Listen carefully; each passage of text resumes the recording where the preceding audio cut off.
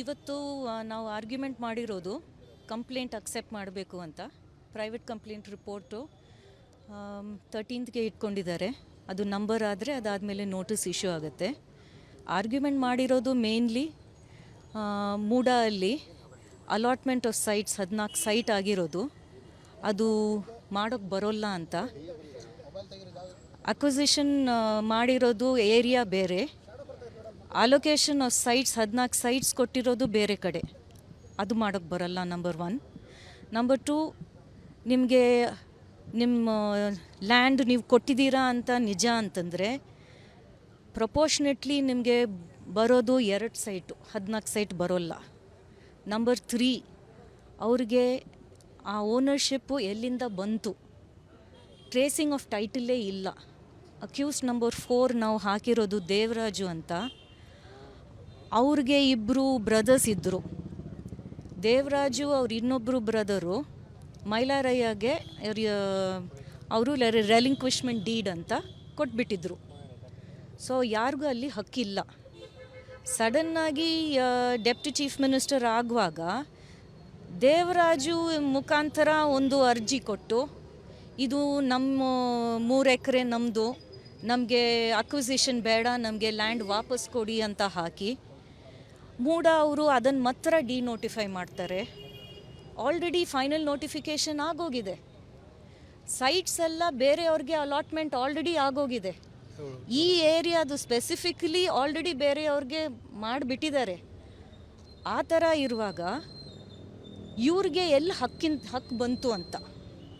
ಇನ್ನೊಂದು ಒಂದು ಕಡೆ ಡಿನೋಟಿಫಿಕೇಷನ್ ಮಾಡಿ ಅಂತ ಹೇಳಿ ಡಿನೋಟಿಫೈ ಮಾಡಿ ಲ್ಯಾಂಡ್ನ ಅಗ್ರಿಕಲ್ಚರಲಿಂದ ನಾನ್ ಅಗ್ರಿಕಲ್ಚರಲ್ ಪರ್ಪಸ್ಗೆ ಕನ್ವರ್ಷನ್ನು ಮಾಡಿಕೊಂಡು ಸಡನ್ನಾಗಿ ಪವರಲ್ಲಿ ಇಲ್ಲ ಇರುವಾಗ ಏನು ನಡೆಯಲ್ಲ. ತಿರ್ಗಾ ಏನಾಗುತ್ತೆ, ವಾಪಸ್ ಬಂದ ಮೇಲೆ ಸಡನ್ನಾಗಿ ಆಯಿತು ನಮಗೆ ಡಿನೋಟಿಫಿಕೇಷನ್ ಬೇಡ, ನಮ್ಮ ಲ್ಯಾಂಡನ್ನ ನೀವು ತೊಗೊಂಡಿದ್ದೀರಲ್ಲ, ನಮಗೆ ಕಾಂಪನ್ಸೇಟ್ರಿ ಸೈಟ್ಸ್ ಕೊಡಿ ಅಂತ. ಒಂದು ಕಡೆ ನೀವು ಹೇಳ್ತೀರಾ ಡಿನೋಟಿಫಿಕೇಷನ್ ಆಗಿದೆ ಅಂತ, ಇನ್ನೊಂದು ಕಡೆ ಹೇಳ್ತೀರಾ ನೀವು ಆಲ್ರೆಡಿ ಅಕ್ವೈರ್ ಮಾಡಿಬಿಟ್ಟಿದ್ದೀರಾ, ಸೊ ನಮಗೆ ಕಾಂಪನ್ಸೇಟ್ರಿ ಸೈಟ್ಸ್ ಕೊಡಿ ಅಂತ. 50-50 ಸ್ಕೀಮಲ್ಲಿ 50-50 ಸ್ಕೀಮ್ ಆಮೇಲೆ ಅವರೇ ವಿಡ್ರಾ ಮಾಡ್ಕೋತಾರೆ. ಸೊ ಈ 14 ಸೈಟ್ ಬರೋದಿಲ್ಲ. ನಿಮಗೆ ನಿಜವಾಗ್ಲೂ ಹಕ್ಕಿದ್ರೆ 2 ಸೈಟ್ ಬರುತ್ತೆ. ಹಕ್ಕಂತೂ ಇಲ್ಲ, ಯಾಕಂದರೆ ಟ್ರೇಸಿಂಗ್ ಆಫ್ ಟೈಟಲ್ ಇಲ್ಲ. ಸೊ ಈ ಎಂಟೈರ್ ಪ್ರೊಸೀಡಿಂಗ್ ಬಿಫೋರ್ ಮೂಡಾ ಅವರು ಹೆಂಗೆ ಆರ್ಡರ್ಸ್ ಮಾಡಿದ್ದಾರೆ, ಅರ್ಜಿ ಹೆಂಗೆ ಕೊಟ್ಟಿದ್ದಾರೆ, ಬ್ಯಾಕ್ ಡೇಟ್ ಆರ್ಡರ್ ಆಗುತ್ತೆ, ಸಬ್ಸಿಕ್ವೆಂಟ್ ಅರ್ಜಿ ಆಗುತ್ತೆ, ಇವೆಲ್ಲ ದಾಖಲೆ ಕೊಟ್ಟಿದ್ದೀವಿ.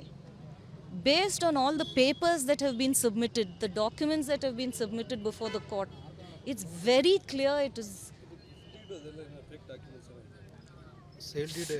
ಫೇಕ್ ಡಾಕ್ಯುಮೆಂಟ್ ಅಂತ ಇಲ್ಲ.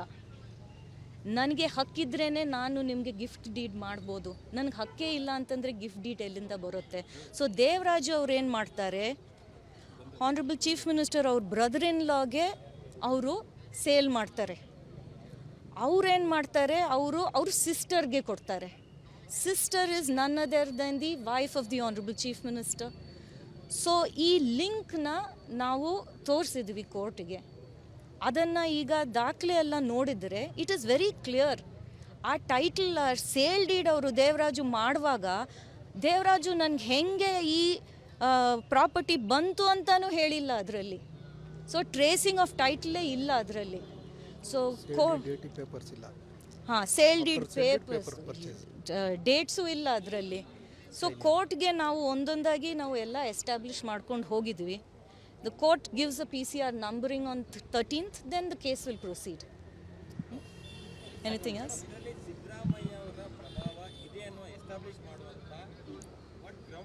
The courts are very clear on all of this.